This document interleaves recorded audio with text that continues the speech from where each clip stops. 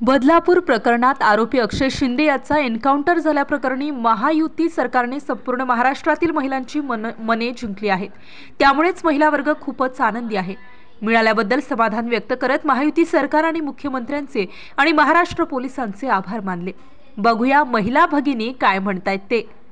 पण ज्या प्रकारे आता जो अपराधी आहे, ज्या गोष्टीप्रमाणे एन्काउंटर झालाय, त्या पोलिसांचा मी पहिला आभार मानते की त्यांनी एवढ्या मोठ्या ह्यानी बिघडणी आज एवढा एन्काउंटर केला आणि आमच्यासारख्या महिलांना एक न्याय मिळाला। बदलापूरमध्ये सध्या जो 2 चिमुकल्यांवरती अत्याचार झाला होता, त्याच प्रकरणी जो अक्षय शिंदे हा अपराधी ज्याला पकडलं गेलं होतं, त्याचा एन्काउंटर झालेला आहे। सो ती खूप चांगली बातमी एक आम्हाला मिळालेली आहे आणि ये जो काम हुआ और बहुत पहले होना चाहिए था।